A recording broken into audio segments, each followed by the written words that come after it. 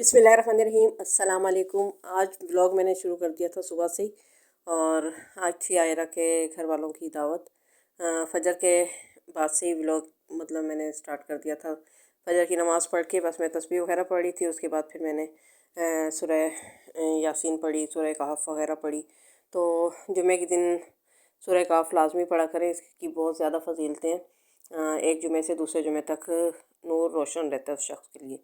तो लाज़मी कोशिश किया करें कि हर जुमे को सूरह कहफ पढ़ें। किसी भी टाइम पढ़ सकते हैं, कोई टाइम मखसूस नहीं कि फ़जर के बाद ही पढ़ना है या ज़ोहर के बाद पढ़ना है, किसी भी टाइम आप पढ़ सकते हैं। और यासीन शरीफ तो वैसे भी रोज़ाना फ़जर की नमाज़ के बाद पढ़नी चाहिए, बहुत फजीलत है इसकी भी। और बस जी, अल्लाह के कलाम से आगाज़ हो गया सुबह का। और जुमा को तो वैसे भी यौम ईद कहा गया है, तो जुमे के दिन ये सब चीज़ें पढ़ने का ज़्यादा एहतमाम किया जाता है। बस नमाज वगैरह से फ़ारिग होने के बाद फिर मैं चाय बनाती हूँ। और उसके बाद फिर हम हल्का फुल्का सा नाश्ता कर लेते हैं, कुछ भी, जैसे कभी एक आध स्लाइस खा लिया है, बिस्किट पापा कुछ भी खा लिया है एक आध। तो उसके बाद फिर हम आराम करते हैं 2-3 घंटे। और फिर 11 बजे सोते, मतलब लेटते लेटते वही टाइम हो जाता है, तकरीबन 7:30-8 बज जाते हैं। तो फिर 11 बजे नीचे आ जाती हूँ और उसके बाद फिर वही रूटीन स्टार्ट हो जाती है हमारी। तो ये आयरा ना उसको देती है ज़कवान को सैंडविच वगैरह बनाकर, तो उसके ये देखें इस तरह के किनारे जो होते हैं ना, वो निकाल देती है। तो ये भी मैं ज़ाया नहीं करती हूँ, ये फिर मैं इस तरह इसको हल्का सा वो मतलब सेक के थोड़े से घी तवे पे लगा के उसके ऊपर सेक लेती हूँ। ये तो इतने कुरकुरे से हो जाते हैं, अच्छे लगते हैं चाय के साथ। तो डिश को तो वैसे भी बिल्कुल भी ज़ाया नहीं करना चाहिए।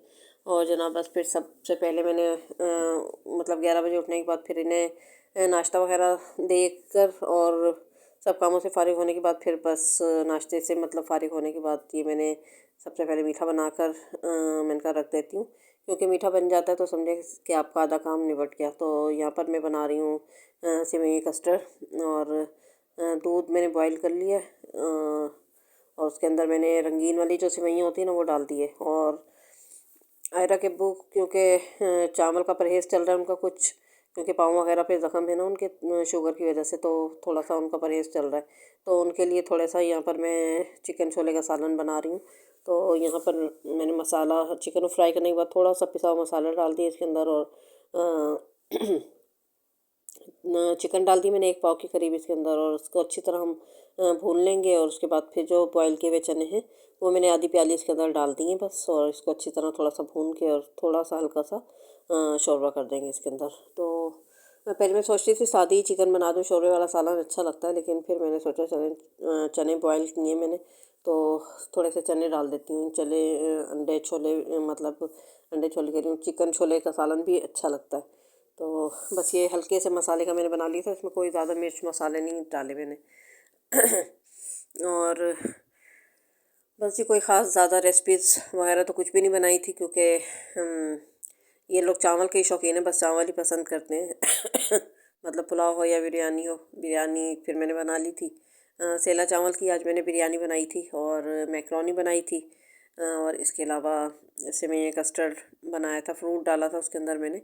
और ये चिकन छोले का सालन बनाया था। बस जब जैसे सेवइयाँ थोड़ी सी गल जाएंगी ना, चीनी अभी मैंने नहीं डाली थी।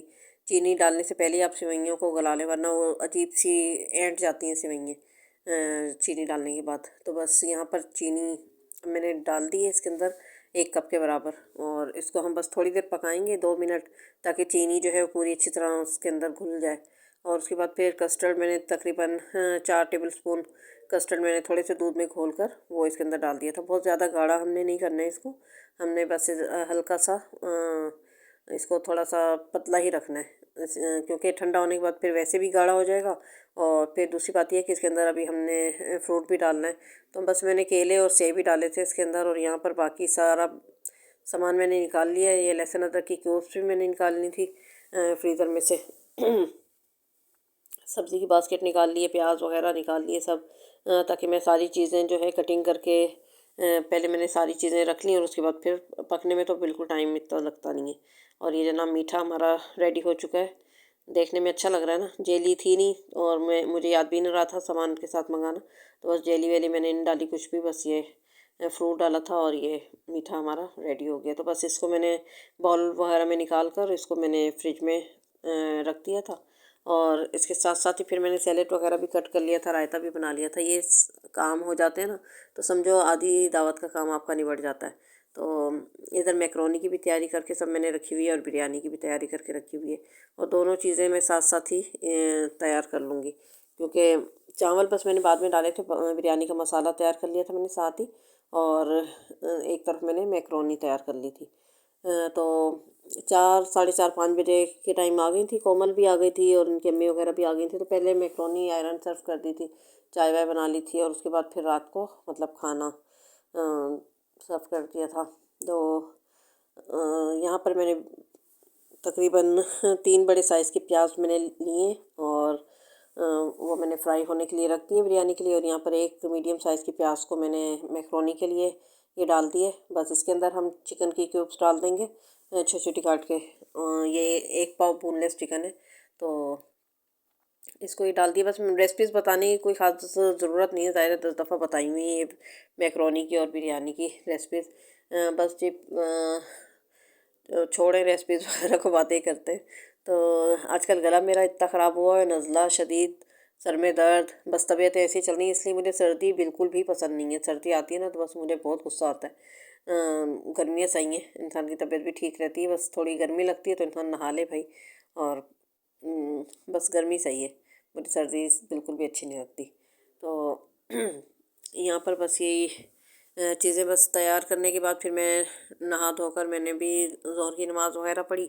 और उसके बाद फिर सुकून से मैंने 1 कप चाय का बनाया अपने लिए बड़ा सा, और फिर थोड़ी सी मैक्रोनी खाई। ज़ाहिर है भूख भी लग रही थी, इतनी देर से काम कर रही थी। तो फिर मैंने बस वो खाकर और चाय वाय पी और सफाई वफ़ाई सब आयरन ने देख ली थी। अच्छा मैं पकाने का करती हूँ तो ज़ाहिर है वो सफाई का बर्तन है, बर्तन निकालने का काम, बर्तन फिर धोने का, फिर बहुत सारे काम होते हैं यकीन माने। खाली खाना पकाने का इतना मसला नहीं होता, लेकिन ये है कि अभी उसको इतना ज़्यादा पकाना आता भी नहीं है। और दूसरी बात ये है कि बच्चे छोटे हैं ना, तले ऊपर के बच्चे हैं, 2 छोटे छोटे बच्चे हैं और सारा दिन इतना भगाते हैं कि वो फिर अब वो या तो काम उससे हम करवा लें और बच्चे हम संभाल लें। तो भाई बच्चे मुझसे संभलते ही नहीं भाई बच्चे, इसलिए मैं संभाल लेती हूँ।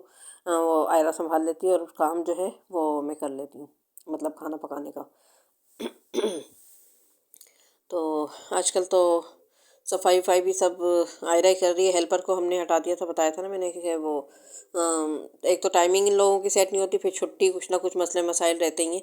तो अपने हिसाब से कर लेते हैं, कभी 3 बजे कभी 4 बजे जब दिल चाहता है। कोई टाइम की पाबंदी नहीं है, ना कोई ऐसा वो है कि जनाब आयरा ही करेगी सफाई। कभी मैं कर लेती हूँ, कभी वो कर लेती है, जिसका हाथ लगता है। तो घर के कामों से कुछ भी नहीं होता, बस ये है कि घर में सुकून होना चाहिए और इत्तेफाक मोहब्बत प्यार होना चाहिए। काम का क्या है, देर सवेर से हो जाए ना भी हो तो बस ये है कि सुकून होना चाहिए घर में। कामों की वजह से ये सब बातें और फजूल वो नहीं, झगड़े नहीं होने चाहिए। तो मेरा तो यही असूल है भाई, चाहे कुछ हो या ना हो, बस बच्चों को ये संभाल लेती है ना आयरा में, ये बहुत बड़ा काम है सच में। बच्चे क्योंकि बहुत ज़्यादा शरारती हैं माशाल्लाह से, ज़कवान इतना शरारती है और अब तो माशाल्लाह ज़हरा भी इतनी शरारती हो रही है। मतलब अभी चलना नहीं आया उसको, लेकिन घुटने घुटने में पूरे घर में घूम लेती है। बराबर में चच्ची के यहाँ भी चली जाती है, ऊपर ताई अम्मा के यहाँ भी चली जाती है, सीढ़ियाँ आदि चढ़ जाती है और चढ़ के बैठ जाती है। तो बार बार बच्चों को पकड़ना, भागना उनके पीछे, उन्हें नहलाना धुलाना मालिश करना, उनके कपड़े ये वो बहुत काम होते हैं बच्चों के भी।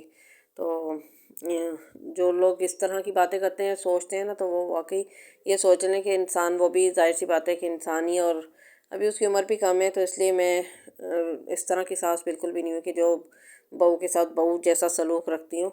मैं बिल्कुल आयरा को किसी काम का कोई उसके ऊपर बोझ नहीं डालती हूँ, ना कोई ज़िम्मेदारी उसके ऊपर डाली हुई है मैंने। अपने जो उसका दिल चाहता है वो कर लेती है, नहीं दिल चाहता तो नहीं करती। अपने बच्चों को बस वो देख ले, यही हमारे लिए बहुत काफ़ी है।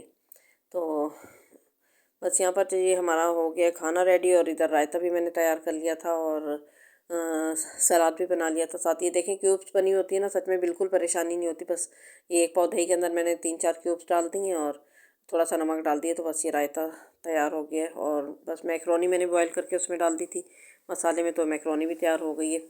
तो सब टाइम से आ गए थे, अल्लाह का शुक्र है। और फिर ये कि वक्त से फारिग भी हम लोग हो गए थे, उनके बैठे बैठे ही सब बर्तन वर्तन भी धुल गए थे, सब काम हो गया था। तो सर्दियों में ये कि टाइम काफ़ी लंबा मिल जाता है। तो गर्मियों में ये कि बहुत जल्दी टाइम गुजरता है, सर्दियों में गुजरता ही नहीं है। 11 बजे 11:30 बजे फारिग भी हो गए थे सब कामों से, सब काम भी हो गए थे, बर्तन भी धुल गए थे और किचन भी साफ़ हो गया था। तो बस यही सर्दियों की एक वो है कि टाइम मिल जाता है। अच्छा, इतना टाइम मिल जाता है कि मैं तो जैसे सोती हूँ ना अगर 1 डेढ़ बजे, तो फिर यकीन माने मेरे तो कमर में तकलीफ़ होने लगती है। 4:30 5 बजे तो मैं लाजमी उठ के बैठ जाती हूँ, मुझसे बिल्कुल फिर लेटा नहीं जाता। और अल्लाह का शुक्र है आजकल बिल्कुल टाइम से आँख खुल जाती है। और मतलब नमाज के साथ साथ कुरान पाक की तिलावत का भी मौका मिल जाता है सुबह ही। तो ये भी अल्लाह का एहसान है, शुक्र है। और नींद भी पूरी हो जाती है काफ़ी।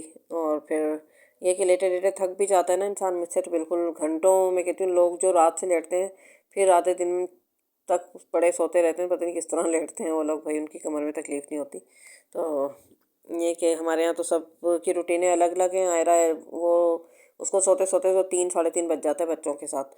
और फिर वही सुबह ज़कवान के स्कूल का टाइम होता है, हसान के ऑफिस का टाइम होता है, तो वो उठी हुई होती है, उस इन सबको भेज के फिर वो दोबारा लेटती है। और फिर ये है कि फिर वो उठती है तकरीबन 1 डेढ़ 2 बजे तक। तो बस इसी तरह सबकी रूटीनें और सबके काम हैं। मैं थोड़ी जल्दी लेट जाती हूँ, तो फिर मुझे ज़ाहिर सुबह जल्दी भी थोड़ा उठना होता है। फजर में तो उठती हूँ, उसके बाद फिर मुझे 11 बजे उठ के वैसे भी बाकी अपने सारे काम निपटाने होते हैं। ज़कवान का दूध वाला आ जाता है, उस वो दूध लेना होता है। सबसे बड़ी तो ये टेंशन है, क्योंकि वो उसका कोई टाइम टेबल नहीं है, कभी कब आता है कभी कब आता है। तो कभी 11 बजे कभी 12 बजे। तो उसके लिए लेकिन 11 बजे बिल्कुल हाई अलर्ट रहना पड़ता है, वो बस एक हॉर्न बजाए और आप दूध ले लो। तो बस जी, आज का व्लॉग बस इतना ही। अपनी दुआ में मुझे मेरी फैमिली को याद रखिएगा, और इंशाल्लाह नेक्स्ट वीडियो के साथ हाजिर होंगी। वीडियो को लाइक कर दिया करें, शेयर कमेंट्स, और अपनी दुआ में मुझे मेरी फैमिली को याद रखिएगा। टेक केयर, बाय बाय, अल्लाह हाफिज़।